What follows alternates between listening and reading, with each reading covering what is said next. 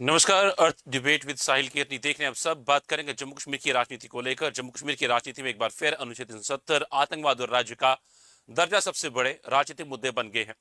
National conference के अध्यक्ष doctor Farooq Abdullah ने केंद्र सरकार के उस दावे पर सवाल उठाया है जिसमें बार बार कहा जाता है कि जम्मू कश्मीर में आतंकवाद लगभग खत्म हो चुका है। हालिया आतंकी घटनाओं का हवाला देते हुए उन्होंने पूछा कि अगर आतंकवाद खत्म हो गया है तो निर्दोष नागरिकों, प्रवासी मजदूरों और पुलिस कर्मियों की हत्या कौन कर रहा है। इसके साथ ही उन्होंने जम्मू कश्मीर को पूर्ण राज्य का दर्जा बहाल करने की मांग दोहराई और कहा कि केंद्र को अपने वादे पर अमल करना चाहिए।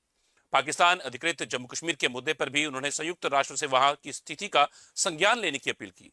दूसरी ओर बीजेपी ने फारूक अब्दुल्ला के बयानों को राजनीति से प्रेरित बताते हुए उन पर आतंकवाद और राज्य के दर्जे को जोड़ने का आरोप लगाया है।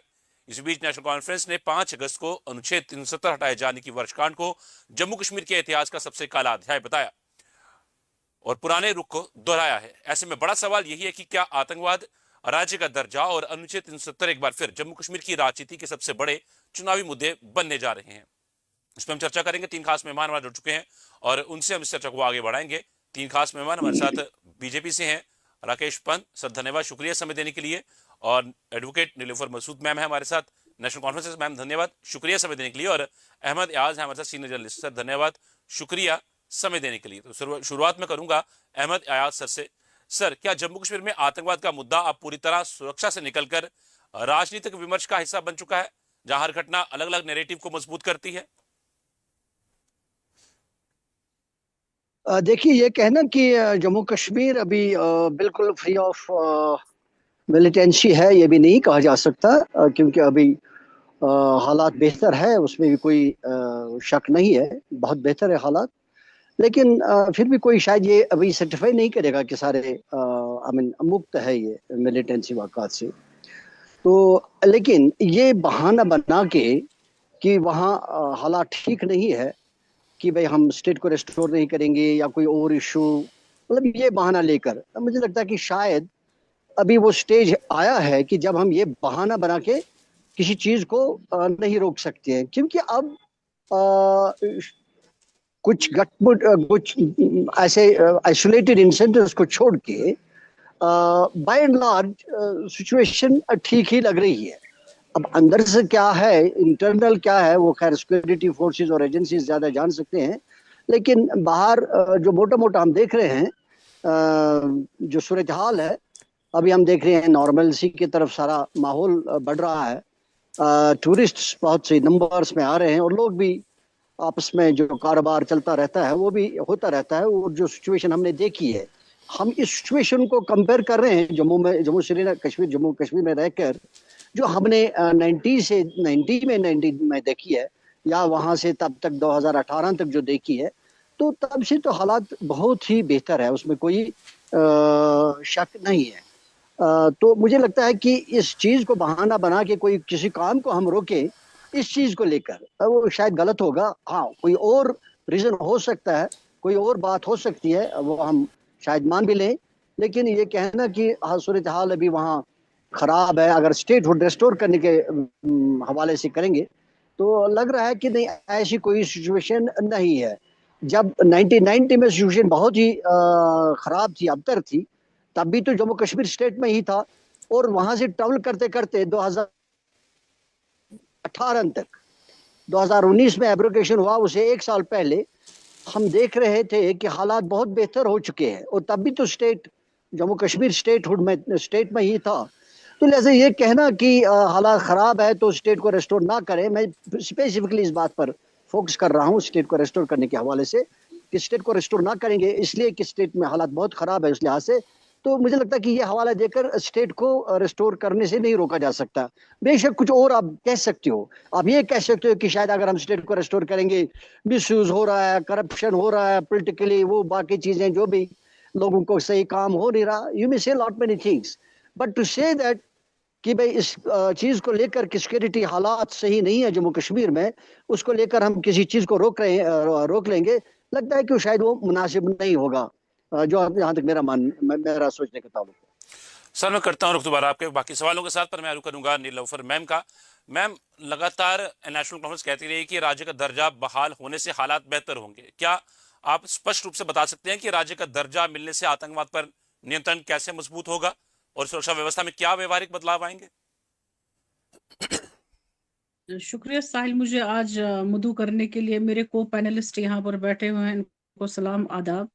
देखिए, एक बहुत ही इम्पोर्टेंट मौजू पर हम बात कर रहे हैं। इससे पहले भी हमने बहुत सारे डिबेट किए, लेकिन आज इस वजह से एक वो जो डिबेट है इम्पोर्टेंस रखता है, क्योंकि 5 अगस्त आने वाला है। 5 अगस्त 2019 से लेकर अब तक जब हम साल गिनते हैं तो लगभग 7 साल कुछ ही दिनों में ये मुकम्मल हो जाएंगे।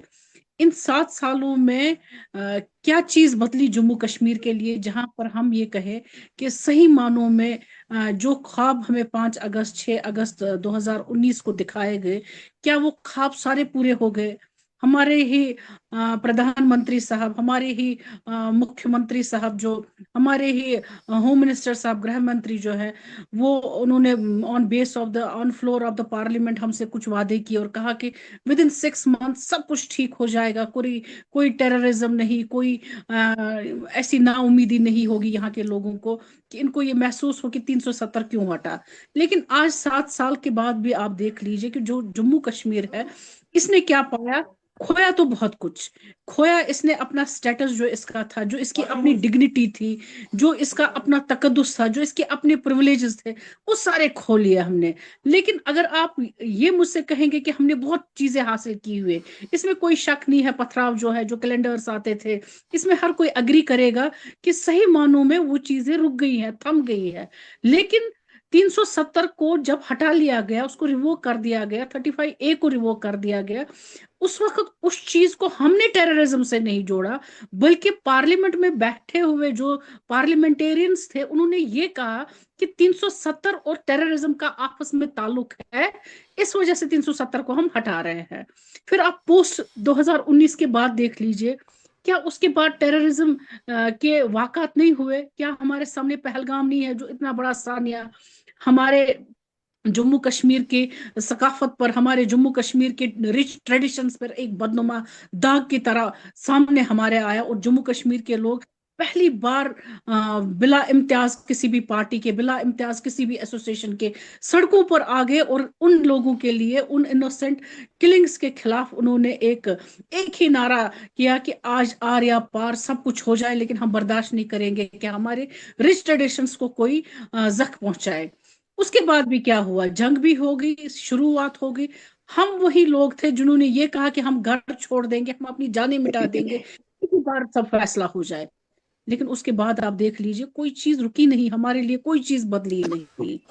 फिर तो वादे किए गए, इलेक्शन में आकर भी एक डेमोक्रेटिक सिस्टम को बहाल किया जाएगा। सिर्फ उतना ही नहीं, हमारे एपेक्स कोर्ट, माननीय सुप्रीम कोर्ट ने हमसे ये भी कहा कि डायरेक्शंस की हमारे सेंटर को कि जितना हो सके एट द अर्नेस्ट आप इस चीज को रेस्टोर कीजिए। डिलिमिटेशन भी होगी, इलेक्शन में 65% वोटर टर्नआउट भी हुआ, लेकिन उसके बावजूद भी आप देख लीजिए हुआ क्या। टेररिज्म, जो जम्मू कश्मीर नेशनल कॉन्फ्रेंस है, उसका एक ही मौकफ रहा है कि पीस, अमन, हम कांस्टेंट अमन चाहते हैं।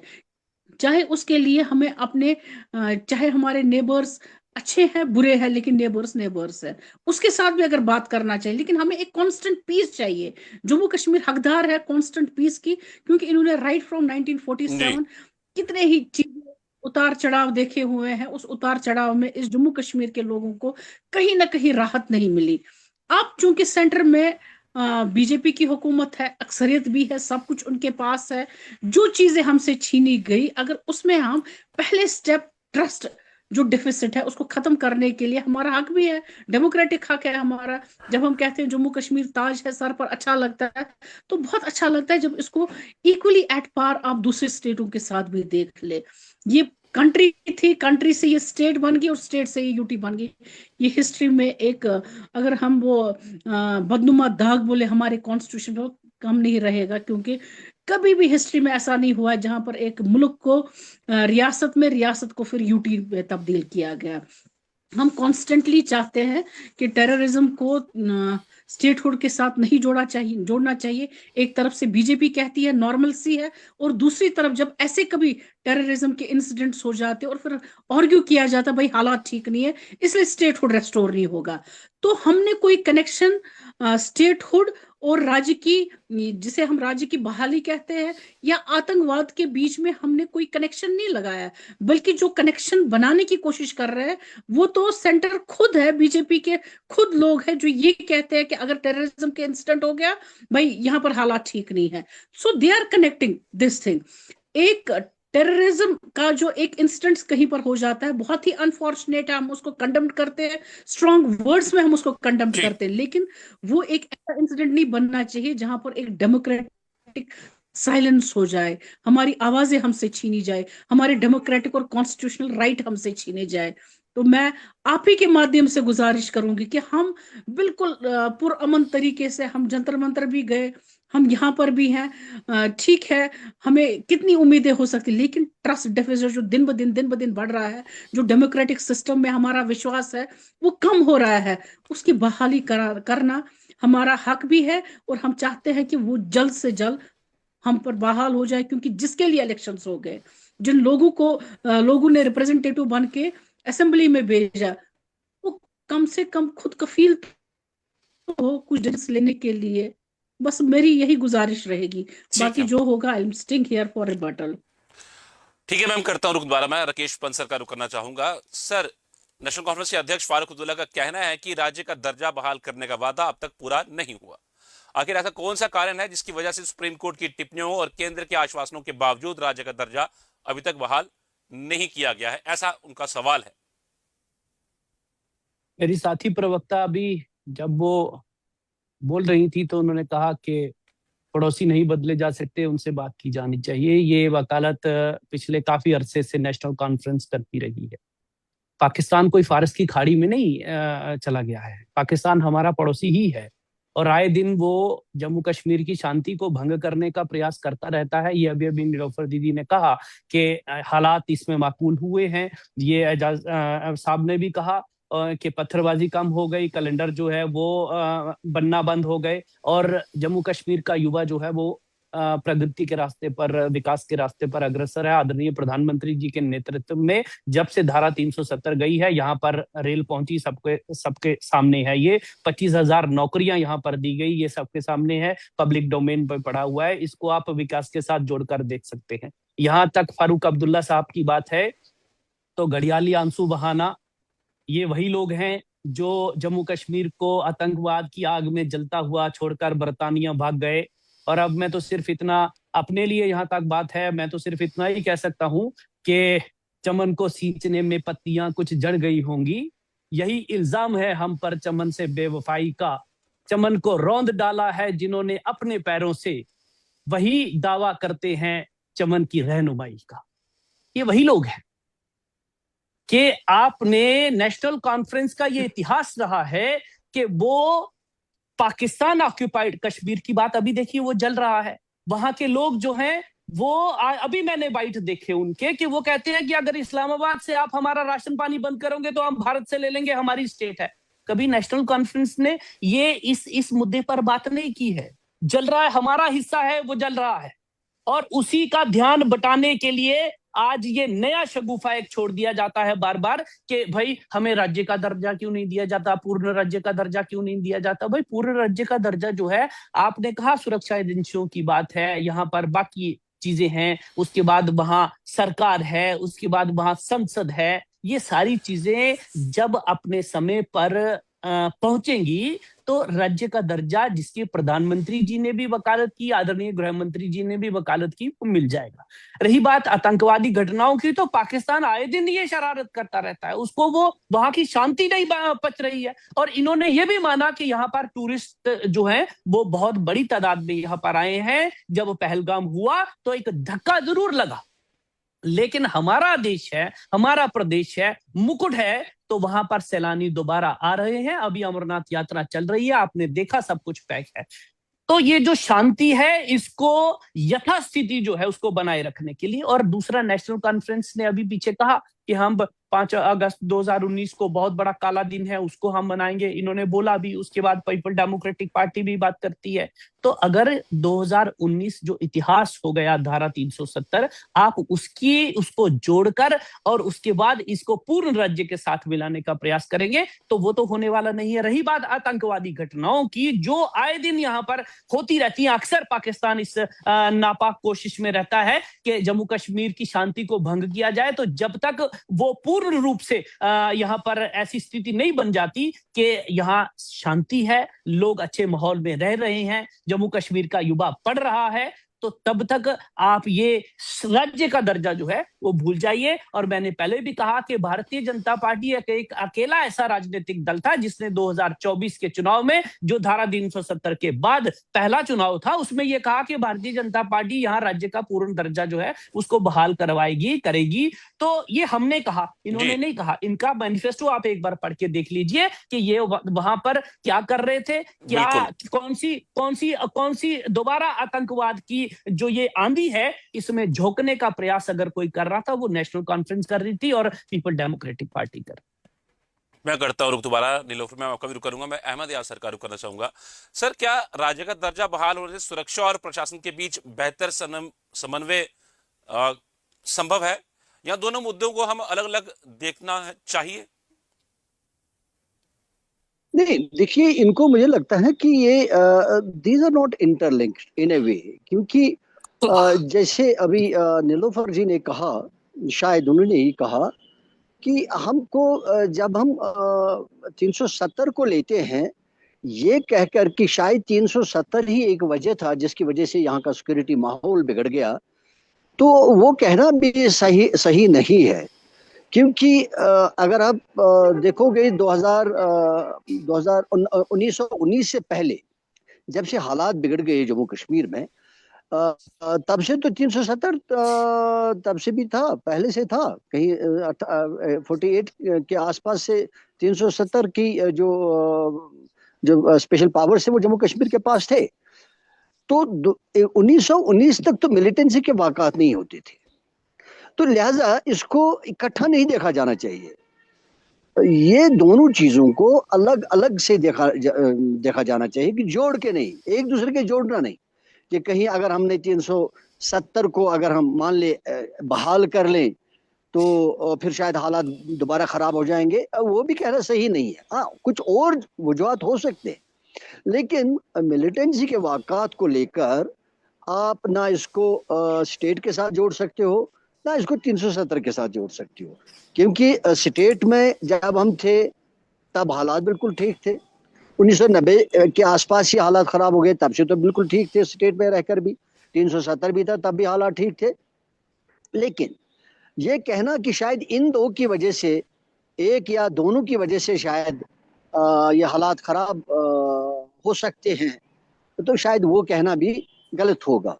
तो अगर गवर्नमेंट ऑफ इंडिया महसूस करते हैं कि स्टेट रेस्टोर करने की बात है, मुझे लग रहा है कि बजाय कोई टेक्निकल रीजन दिया जाए, शायद ये ज़्यादा इसमें पॉलिटिक्स है, न कि कोई टेक्निकल रीजन है, क्योंकि टेक्निकल रीजन के लिए कोई जस्टिफिकेशन नहीं लग रही है। हाँ, अगर गवर्नमेंट ऑफ इंडिया ये कहती है, बीजेपी गवर्नमेंट ये कहती है कि शायद स्टेट के चलते पावर्स बहुत मिलते हैं पॉलिटिकल पार्टीज को, वहाँ जो भी बरसर इक़्तिदार आएगी तो वो करप्शन करती है, पॉलिटिकल करप्शन करती है, गलत करती है। We don't know, that may be a fact, can be, of course, वो also that also needs to be proved. तो वो एक बात कहा जा सकती है, वही कही जा सकती है कि शायद ये गलत इस्तेमाल करते हैं पावर्स का, वो भी कहा जा सकता है। तो लेकिन ये कहना कि सिक्योरिटी को और स्टेट को रेस्टोर करने का अगर हम देखें तो वो शायद मुझे लगता है कि ये दो अलग अलग चीज़ों को अलग अलग तरीके से देखना चाहिए। अगर सियासत के बगैर ये कहेंगे कि कोई टेक्निकल रीज़न है, नहीं लग रहा है मेजरली कोई ऐसा टेक्निकल रीज़न है जो हम देख रहे हैं एज ए कॉमन मैन, और जब हम देखते हैं बैकग्राउंड में, तो नहीं लग रहा है कि कोई टेक्निकल कोई वजह है जैसे अभी कहा जाता है कि हाँ, अलबत्ता ये कहा जा सकता है कि सियासत है। शायद बीजेपी ये कह सकती है ये पॉलिटिक्स है, हम नहीं दे देंगे, नहीं दे देंगे। शायद उसके लिए भी शायद उनको कोई मना नहीं करेगा, क्योंकि सियासत का मामला है। एक जब सियासत करता है तो दूसरा भी कर सकता है। अभी जब नेशनल कॉन्फ्रेंस ने 370 के लिए जंतर मंतर पर प्रोटेस्ट करने की बात की तो उसने किसी से पूछा भी नहीं। नहीं सर, स्टेटहुड के ऊपर हालांकि पूरे 370 जम्मू के ऊपर नहीं किया था। 370 के ऊपर तो पीडीपी नहीं कह नहीं रही थी। मैं स्टेट नहीं मैं स्टेटहुड के ऊपर ही बात कर रहा हूँ। मैं सियासत की बात कर रहा हूँ कि सियासत किस डायरेक्शन में जाती है। जी सॉरी 370 नहीं, स्टेटहुड के बारे में जी उन्होंने प्रोटेस्ट किया जी तो उन्होंने किसी से मशवरा नहीं किया, जबकि पूरे रियासत का मामला है। बिल्कुल तो क्योंकि नेशनल कॉन्फ्रेंस के पास सियासत का मामला आ गया और उसके बाद लास्ट में जब कॉल दी गई पॉलिटिकल पार्टीज को, उन्होंने ज्वाइन नहीं किया, इसलिए बिल्कुल। शायद उनका भी सियासत का मामला आ गया। भाई नेशनल कॉन्फ्रेंस करते तो हम क्यों जाए। तो मैं कह रहा हूँ उसी तरीके से कोई किसी को रोक नहीं रहा है सियासत करने से। लेकिन उसी तरीके से अगर बीजेपी भी ये कहेगी भाई ये सियासत है, हम क्यों इंपावर करेंगे नेशनल कॉन्फ्रेंस को अपने होते हुए, I think that also is justified because उनको भी सियासत करने का हक है। लेकिन टेक्निकली ऐसा कोई रीजन नहीं लग रहा है कि जिसकी वजह से हम ये कह सकते हैं कि अगर हम ये करेंगे तो शायद ये हो जाएगा। सिक्योरिटी को लेकर 370 को लेकर स्टेटहुड को रेस्टोर करने को ले I think those are does not seem to be an issue. लिहाजा इन दो चीजों को, तीन चीजों को अलग अलग देखने की जरूरत है। वेल अगर पॉलिटिकल इश्यूज है, वेल जी we can say politically will not empower Jammu and Kashmir, particular national conference, that also can be said, क्योंकि हमारा मानना वही है, मेरा मानना जाती तो वही है कि शायद बीजेपी का जब तक नेशनल कॉन्फ्रेंस हुकूमत है तब तक शायद BJP government state Jammu and Kashmir state को रेस्टोर नहीं करेगी। तो ठीक उसके लिए उनको मतलब एक हक बनता है सियासत करने का। ठीक है, मैं करता हूँ रुक दोबारा। मैं नीलूफर मैम का रुक करूंगा। मैम, अगर आपकी सरकार मानती है कि सुरक्षा का हिस्सा जो है वो एलजी और केंद्र के पास है, तो फिर जनता ने जिन मुद्दों पर आपको चुना उन पर आपकी सरकार की उपलब्धियां क्या हैं? और नेशनल कांफ्रेंस अध्यक्ष फारूक अब्दुल्ला ने आतंकवाद खत्म होने के दावे पर सवाल भी उठाए हैं। देखिए आप पहले से ही ये चीज जानते हैं कि हर कोई जानता है हम में कि जो यूटी है, यूटी में हमारे पास लॉ एंड ऑर्डर तो है नहीं। लॉ जो है ये सेंटर के पास है। मौजूदा एलजी साहब जो है वो डायरेक्टली उन चीज़ों को देखते हैं और सेंटर के जो अथॉरिटीज़ है, जो हेलम ऑफ अफेयर्स है, वो चेक एंड रिव्यूज वगैरह वो लेते रहते हैं। कहीं ना कहीं अगर आप देख लेंगे कि जम्मू कश्मीर एक ऐसा बदकिस्मती से यूटी है जहां पर अगर आप डिप्लॉयमेंट ऑफ सिक्योरिटी फोर्सेस देखेंगे वो कई लाखों की तादाद में है, लेकिन फिर भी एक अननोन गनमैन कहाँ से आ जाता है और किस तरीके से वो न सिर्फ एक विक्टिम पर गोली भी चला लेता है और फिर घायल भी हो जाता है। तो ये एक मैटर ऑफ कंसर्न है जहां पर फिक्स लाइबिलिटी, जहां पर फिक्स अकाउंटेबिलिटी करने की जरूरत है और देखने की जरूरत है कि किस तरीके से कहाँ पर ये लोग अभी भी है। जहां पर हमने कुछ साल पहले ये कहा था कि मुट्ठी भर है, 5% है जो शायद कुछ 100 या 50 या कुछ 2 डिजिट्स में गए हैं, लेकिन फिर भी ये चीजें कहीं ना कहीं इंसिडेंट्स हो जाती हैं जहां पर ये देखने की जरूरत है कि कहाँ पर क्या लैप्स है। और दूसरी इंपॉर्टेंट चीज मैं कहना चाहूंगी, कुछ लोग अभी भी ऐसे हैं जिनको मैं मिसक्रेंट्स, जिनको मैं शायद टेररिज्म का जो एक हिस्सा भी रह चुके हैं, जो चाहते हैं कि जम्मू कश्मीर जो है ये कॉन्स्टेंटली डिस्टर्ब्ड रहे। यहाँ पर आप खुद जानते हैं कि डिस्टर्बेंस की वजह से ऑलरेडी एक स्ट्रेस लेवल जो लोगों का है बहुत, उसकी वो जो परसेंटेज है आगे चली गई है। कहीं ना कहीं उस ट्रस्ट को, जो ट्रस्ट 5 अगस्त 2019 को खत्म हो गया यहाँ के जम्मू कश्मीर के लोगों को, कहीं ना कहीं ये एक मौका है हमारे सेंटर के पास कि वो अडॉप्ट करे यहाँ के लोगों को। राकेश जी अभी कह रहे थे कि मुकुट है, जब मुकुट है, मुकुट सर पर ही जचता है। आप मुकुट को मुकुट ही कहते हैं तो अच्छी बात है, हम भी मानते हैं मुकुट है, ताज है हमारा, लेकिन उसके अपने कॉन्स्टिट्यूशन में अपने हुकूक है। जब ये एक रियासत थी उन हुकूकों की बहाली बहुत होना जरूरी है। ये चीजें, इन चीजों की तरफ ये नहीं जाते, ये मैनिफेस्टो की बात करते हैं, लेफ्ट राइट चले जाते। भाई मैनिफेस्टो, मुझे ये एक चीज बता दे, कोई भी क्लॉज बता दे मैनिफेस्टो को जहां पर जम्मू कश्मीर ने कभी भी आतंकवाद को पनपने के लिए या कोई ऐसी चीज करने के लिए कहीं मैनिफेस्टो में लिखा था। इन्होंने अभी बात की मैनिफेस्टो की, मुझे बताइए जो नया कश्मीर का नारा, ये इनका नहीं है, ये मरहूम शेख मोहम्मद अब्दुल्ला साहब का है। जब उन्होंने नया कश्मीर जो है 1931 में एक छोटी सी बुकलेट निकालकर उसमें नए कश्मीर का जो ख्वाब देखा था, उस ख्वाब में तो अभी हम कहीं पहुंचे ही नहीं है। तो ये जम्मू कश्मीर को ये कहेंगे कि या डॉक्टर फारूक अब्दुल्ला साहब को या नेशनल कॉन्फ्रेंस के उमर अब्दुल्ला साहब को, किसी को भी ये कहेंगे कि भाई आपने मिलिटेंसी को यहाँ पर बढ़ावा दिया है। ये वही पार्टी है जिसने 2014 दे दिया, जिसमें 62 से लेकर 65% टर्न आउट रहा वोटिंग का। आज भी इस साल में भी आप देख लीजिए 65 क्रॉस नहीं हुआ है, लेकिन 2014 में तो वो हालात किसने यहाँ पर ठीक कराए? जब यहाँ पर कोई खड़ा नहीं था, इलेक्शंस की तो बात ही नहीं थी, उस वक्त यही डॉक्टर फारूक अब्दुल्ला साहब थे जिन्होंने हर कोई चीज छोड़कर कोशिश की कि कैसे नॉर्मल सी रह रहे यहाँ पर, कैसे नॉर्मल सी को हमें बहाल करना है। वो अकेला खड़ा रहा और आपने खुद देखा कि किस तरीके से जम्मू कश्मीर नेशनल कॉन्फ्रेंस के वर्कर्स को हजारों की तादाद में निशाना बना दिया गया। जी और लेकिन आज बदकिस्मती से ये कहते हैं कि वो लोग जिम्मेदार हैं। तो जहां पर अकाउंटेबिलिटी फिक्स करनी है, ये वहां पर फिक्स नहीं करते। जहां पर इनको ये चीज देखना है कि बहाली होनी चाहिए यहाँ के राइट्स की। क्या जम्मू कश्मीर के लोग डिजर्व नहीं करते हैं जस्टिस? क्या जम्मू कश्मीर के लोग डिजर्व नहीं करते हैं पीस? क्या जम्मू कश्मीर के लोग एक ऐसी सिक्योरिटी जहां पर डर नहीं हो बाहर निकलने का, जहां पर डर नहीं हो कि मैं अगर बाहर निकलूं मेरा बच्चा, मेरा बेटा, मेरी बहन क्या पता घर वापस आएगी? क्या हम वो चीजें डिजर्व नहीं करते? अगर हम ये कहते हैं आप बात कीजिए, हम बार बार कहते हैं कीजिए बात, चलिए नहीं कीजिए बात, लेकिन जिसके हम हकदार है वो तो दे दीजिए ना। वो हमसे क्यों छीना गया है आतंकवाद के नाम पर? आतंकवाद के नाम पर हमने अपनी जानें खोई है, आतंकवाद के नाम पर हमने प्रॉपर्टीज खोई हुई है, आतंकवाद के नाम पर हमने हर कोई चीज खोई है। क्या हमारी ही जो सेंटर में हमारे लोग बैठे हुए हैं, माननीय प्राइम मिनिस्टर साहब बैठा है, गृह मंत्री साहब, क्या उनको हमारी सफरिंग्स की फिक्र नहीं है?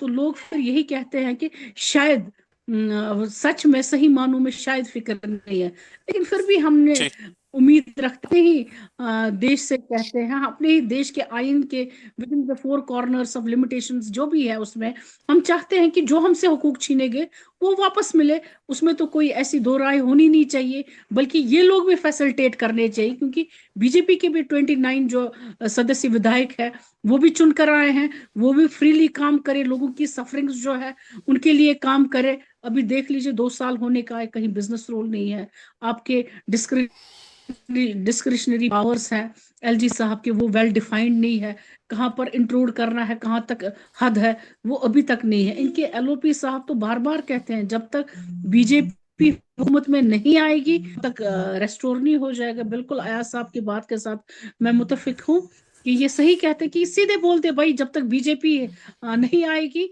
या नेशनल कॉन्फ्रेंस जब तक सरकार में है तब तक रेस्टोर नहीं होगा। हम भी बैठ जाएंगे, हम बोलेंगे चलो ठीक है, जो हमसे वादे किए गए, जो हमसे कमिटमेंट्स की गई वो बहाल नहीं होंगी, वो पूरी नहीं होंगी, हमें भी इंतजार करना जी पड़ेगा।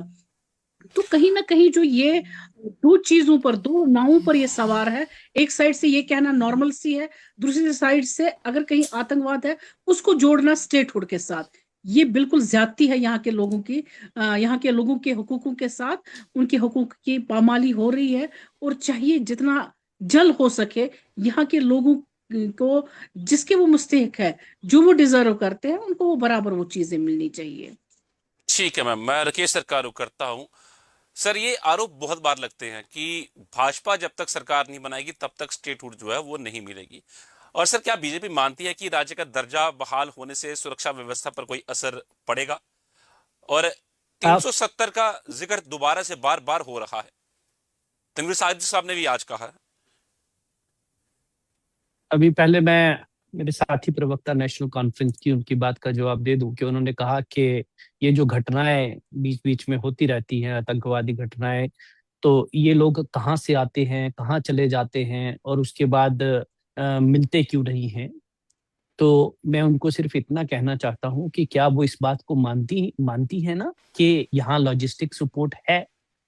और अगर वो इस बात को मानती हैं तो वो ये भी मानती होंगी कि जिनके जिनके ये उस बॉर्डर के उस पार के चर्चे जो आए दिन आम ये और कांग्रेस यहाँ करते हैं और बात करने की वकालत करते हैं उनके साथ, क्या वहां से इस बात के प्रयास नहीं होते कि जम्मू कश्मीर की शांति को भंग किया जाए, जम्मू कश्मीर का युवा जो अब गन कल्चर को छोड़कर शांति के रास्ते पर अग्रसर है, तो क्या उसको दोबारा उधर ना लाया जाए? अभी थोड़े दिन पहले इन्हीं के राज्य में एक इंसिडेंट हुआ। आपने अभी कहा कि डिफेंस और हमारे पास है, लॉ एंड ऑर्डर जो है वो माननीय एलजी साहब के पास है, जो आपके पास है वहां आपने क्या किया? आपने किताबें वहां छपवाई, उसके बाद आतंकवादियों का उसमें महिमा मंडन किया, गुणगान किया, उसके बाद वो किताबें लाइब्रेरी तक पहुंची और फिर वहां पर बांटने की कोशिश की गई। लोगों को ये लिटरेचर आप पढ़ाने का प्रयास कर रहे हैं, तो इससे क्या समझा जाए कि आप इसको शांति के मार्ग पर ले जाना चाहते हैं?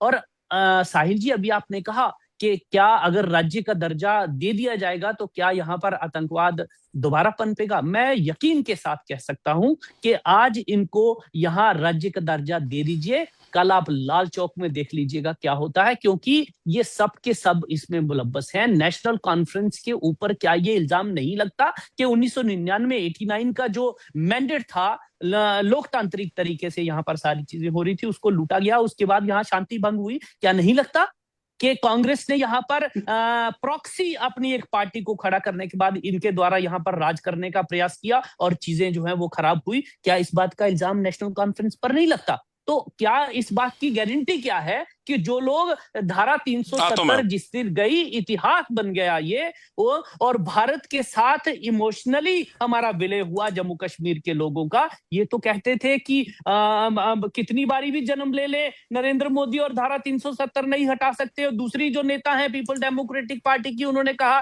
कि यहाँ पर तिरंगा झंडा उठाने वाला कोई नहीं हुआ। इन्हीं की स्टेटमेंट्स हैं ये। तो आप इनसे शांति की तवक्को करते हैं और ये कहते हैं कि आतंकवाद दोबारा जब यहाँ पर राज्य का दर्जा मिल जाएगा तो ये क्या उसमें बढ़ोतरी में प्रयास नहीं करेंगे? यकीनन करेंगे, क्योंकि इनकी सारी चीजें इस्लामाबाद से चलती है, उनका एजेंडा चलता है यहाँ पर और उसी को आगे बढ़ाने का ये प्रयास करते रहते हैं। यहाँ आतंकवादी घटनाएं जब तक होती रहेंगी, यहाँ पूर्ण रूप से शांति नहीं हो जाती, पूर्ण रूप से यहाँ पर भ्रष्टाचार खत्म नहीं हो जाता, तब तक मैं नहीं समझता कि केंद्र कोई ऐसा कदम उठाना चाहेगा जिससे जम्मू कश्मीर जो है वो दोबारा अशांति की तरफ जाए, दोबारा आतंकवाद की तरफ जाए। जी नीलोफर मैम। देखिए, मुझे लगता है राकेश जी जो है अपने ही जो प्रधान है इनकी पार्टी के, वो हमारे माननीय होम मिनिस्टर साहब, माननीय प्राइम मिनिस्टर साहब हैं, तो ये उन्हीं की बात को कंट्राडिक्ट कर रहे हैं। जब उन्होंने बार बार ये पार्लियामेंट में भी कहा और हर एक मंच में ये कहा कि स्टेटहुड जो है जल्द एज जल्द अप्रोप्रिएट टाइम पर, उनके हिसाब से, पहले तो अप्रोप्रिएट नहीं था, अप्रोप्रिएट टाइम पर उसको रेस्टोर किया जाएगा। उन्होंने ये नहीं कहा कि नेशनल कॉन्फ्रेंस या कोई ऐसी पॉलिटिकल पार्टी बगैर बीजेपी के अगर हुकूमत में आती है तो वो मुलव्वस है मिलिटेंसी में, इसलिए हम रेस्टोर नहीं करेंगे। उन्होंने ये कभी नहीं कहा है। ये खुद से जो कनेक्शन ये कर रहे हैं कि भाई नेशनल कॉन्फ्रेंस हुकूमत में है, कांग्रेस होती या दूसरी होती तो ये हमेशा इन्होंने बढ़ावा दे दिया है, ये बिल्कुल गलत बात है, खुद उसको कंट्राडिक्ट कर रहे हैं। और दूसरी बात, अगर यहाँ पर कोई मुलव्वस था, किसी को लॉजिस्टिक सपोर्ट दे रहा था, आपके पास तो 10 साल थे, 10 सालों में आप उन परपरेटर्स को, मैं परपरेटर्स बोल रही हूँ, आइडेंटिफाई करना था उन लोगों को आइडेंटिफाई करके आपके पास अदालतें हैं, हमारे पास खुद वो जानते हैं कि माननीय हमारे पास न्यायालय है, वहां उन कटघरों में आपको खड़ा करना चाहिए था। अगर किसी ने गद्दारी की थी इस कौम के साथ, आपको उन लोगों को खड़ा करना चाहिए था। तो आप, चूंकि हुकूमत आपकी नहीं है, 10 साल हो गए, 10 साल आप सोए रहे, अब आपको ये चीजें याद आ रही है, क्योंकि आप सही मानों में जो है यहाँ के हुकूक जो है, बेस्ट चीज जो टेररिज्म का जवाब हो सकती है राकेश जी, वो यही हो सकती है जब आप डेमोक्रेटिक सिस्टम को स्ट्रॉन्ग करेंगे, जब आप गवर्नेंस को बेस्ट गवर्नेंस बनाएंगे, जब आप अकाउंटेबिलिटी देखेंगे, जब आप लोगों की पार्टिसिपेशन जो है इस डेमोक्रेसी में ज्यादा से ज्यादा करवाएंगे, तो वो जवाब होता है टेररिज्म का। टेररिज्म तो, टेररिस्ट तो चाहते हैं यहाँ पर ये जो फायर है, आग पर जो इन्होंने लगाया हुआ है एक पॉट, वो जलता ही रहे, वो चाहते हैं उस चीज को। लेकिन बढ़ावा तो फिर मुझे लगता है कि लॉजिस्टिक सपोर्ट तो ये भी होगा ना, जहां पर वो डिस्टर्ब चाहते हैं, हम कहते हैं चलिए रहे डिस्टर्ब, क्योंकि हमारी हुकूमत नहीं है। तो एक तरफ से आप कहते हैं कि युवा के हाथ में कलम है, एक तरफ से आप कहते हैं कि सब कुछ ठीक है। अगर सब कुछ ठीक है तो फिर क्या है? स्टेटहुड का टेररिज्म के साथ मैं फिर कह रही हूं, आप 370 को पहले आपने जोड़ा और आज आपने स्टेटहुड को 300 इसके टेररिज्म के साथ जोड़ा हुआ है। अब सही बात कौन थी? वो बात सही थी कि 370 जो है उसकी वजह से यहाँ पर मिलिटेंसी है, टेररिज्म है, या ये बात सही है कि स्टेटहुड जो है it is because of statehood, यहाँ पर हमने लॉ एंड ऑर्डर माननीय मुख्यमंत्री साहब को नहीं दिया है, क्यों? क्योंकि टेररिज्म है। अब आप खुद ही क्लियर कीजिए कि सही बात कौन सी है, 370 वाली सही है कि स्टेटहुड वाली सही है? तो ये जो आप रोज नए नई नई चीजें सामने ला रहे हैं, मुझे लगता है ये ज्यादती है यहाँ के लोगों की। जो मैसिव मैंडेट उन्होंने लोगों ने दे दिया है, ये उनकी ज्यादती है, ये उनकी ज्यादती है जिनको आपके पार्टी के लोग भी रिप्रेजेंट कर रहे हैं। उनको भी हक है कि वो सही मानों में एक रियासत का दर्जा वो उनको मिले, ताकि फुल फ्लेजेड पावर्स हुकूमत के साथ रहे और वो काम करे। अगर आप वो नहीं चाहते क्योंकि नेशनल कॉन्फ्रेंस है, फिर वो भी सही है, बता दीजिए। तो आप गोल पोस्ट चेंज जो बार बार करते हैं, मुझे लगता है जाती है यहाँ के लोगों के साथ। ठीक है मैम, मैं समय का मैं रकेश सर से रुक करता हूँ। जी सर, एक और बात मैं कहना और एक और बात मैं कहना चाहता था कि उन्होंने कहा कि जम्मू कश्मीर बाकी राज्यों की तरह ही है, तो यहाँ पर उनके हक और हकूक जो है वो क्यों नहीं मिल रहे? देखें, जम्मू कश्मीर बाकी राज्यों की तरह नहीं है। पाकिस्तान का बॉर्डर हमारे साथ लगता है, शत्रु देश है, और उनके अभी अभी जब पीओके चल रहा है तो उनके डिफेंस मिनिस्टर ने ये कहा, उसमें कैटेगोरिकली ही सेड के जो पीओके के लोग हैं हम उनको भारत के लोगों के भारत जैसा ही समझते हैं, हमारे शत्रु हैं, ये उन्होंने कहा। तो जब शत्रु देश हमारे सामने है, सीमाएं कुछ यहाँ पर आपको मालूम है, यहाँ पर एलओसी है, तो वहां पर उनको जम्मू कश्मीर को इसी तरह इनके भरोसे नहीं छोड़ा जा सकता। तो इसलिए ये बात, और फिर इन्होंने ये भी कहा, फिर उन्होंने एक मिनट दीदी, गुजरात के साथ भी पाकिस्तान का बॉर्डर मिलता है, फिर इन्होंने वहां नेशनल कॉन्फ्रेंस, गुजरात में नेशनल कॉन्फ्रेंस नहीं है, गुजरात में नेशनल कॉन्फ्रेंस नहीं है, और आपने दूसरा कहा कि लाखों की फौज यहाँ पर तैनात है, तो बिल्कुल है। हम अपने देश के लोगों की सुरक्षा, हम अपने रीजन की सुरक्षा करने के लिए, और दूसरा जम्मू कश्मीर जो लगभग, अगर आप पूरे जम्मू कश्मीर को मान लें तो वहां पर 5 कंट्रीज का बॉर्डर तो लगता ही है, तो इसलिए जम्मू कश्मीर को आप बाकी राज्यों की तरह ना गिनिए। जम्मू कश्मीर जो है वो स्ट्रेटेजिक पॉइंट ऑफ व्यू से हमारे लिए बहुत इंपॉर्टेंट है, तो हम इसीलिए हम लोग यहाँ पर कार्य कर रहे हैं। तो इसलिए आप इस पे ना जाइए। रही बात आपका जो मैनिफेस्टो है, उसको धारा 370 गई, इतिहास हो गई, कहां रोक रही है धारा 370 आपको मैनिफेस्टो पूरा करने में? आप करिए ना जो लोगों के साथ वादे किए हैं, लेकिन आप करना नहीं चाहते क्योंकि आपको मालूम है आपने पिछले 1.5 साल 2 साल कुछ किया नहीं, आपने 2 साल कुछ नहीं किया, इसीलिए ये स्थिति पनप रही है। लोगों का ध्यान बांटने के लिए अब आपने स्टेटहुड का शगुफा छोड़ा है, धारा 370 को मनाने, जिस दिन ये टूटे उसको मनाने का प्रयास कर रहे हैं। अब शांति भंग नहीं होने दी जाएगी, केंद्र जो है वो शांति भंग नहीं होने देगा। किसी तरह का ये प्रयास अगर होगा तो उसका माकूल जवाब भी दिया जाएगा। अगर जम्मू कश्मीर को दोबारा आतंकवाद की आग में झोंकने का कोई प्रयास होता है, जिस तरह किताबों के माध्यम से हुआ, तो उसकी रोकथाम के लिए केंद्र यहाँ पर बैठा हुआ है, केंद्र यहाँ पर बैठा है। हमने भी रोकथाम के लिए काम किया है, हमारे वर्कर्स ने जाने दे दी है। अगर आपने किया होता तो पाकिस्तान से बात की वकालत ना करते आप। देखिए वहां पर पाकिस्तान ऑक्यूपाइड कश्मीर में क्या हो रहा है, हमारे ही लोग हैं, 100 लोगों की हत्या कर दी जाती है वहां पर, पाकिस्तान कोई नहीं बोला। आपने एक स्टेटमेंट तक नहीं दी, नेशनल कॉन्फ्रेंस ने एक स्टेटमेंट तक नहीं दी कि हमारे लोगों को वहां पर मारा जा रहा है। कोई अलग चीज नहीं मांगते, we want whatever is written within the 4 corners of the constitution। जो बाहर नहीं है, में लिखा है, it has been already given to you and the people of Jammu and Kashmir। Okay, ठीक है मैम, धन्यवाद मैम, समय का मैम, धन्यवाद मैम, शुक्रिया समय देने के लिए। राकेश पंसराक का धन्यवाद, शुक्रिया समय देने के लिए, मतलब जुड़ने के लिए, कीमती समय साझा करने के लिए बहुत बहुत धन्यवाद आपका। जम्मू कश्मीर में आतंकवाद, राज्य का दर्जा, अनुच्छेद 370 का मुद्दा एक बार फिर राजनीतिक बहस के केंद्र में है। एक और केंद्र सरकार सुरक्षा हालात में सुधार का दावा करती है, तो दूसरी ओर नेशनल कॉन्फ्रेंस इन दावों पर सवाल उठाते हुए राज्य का दर्जा बहाल करने की मांग दोहरा रखी है। हालिया आतंकी घटनाओं ने इस बहस को और तेज कर दिया है। अब देखना होगा कि आने वाले दिनों में यह मुद्दा केवल राजनीतिक बयानबाजी तक सीमित रहता है या केंद्र और विपक्ष के बीच किसी ठोस संवाद की दिशा भी बनती है। फिलहाल नजरें 5 अगस्त और उससे जुड़ी राजनीतिक गतिविधियों पर रहेंगी। डिबेट विद साहिल केरनी में इतना ही। द अर्थ न्यूज़ पे खबरों का सिलसिला यूं ही चलता रहेगा। मुझे दीजिए इजाजत, नमस्कार।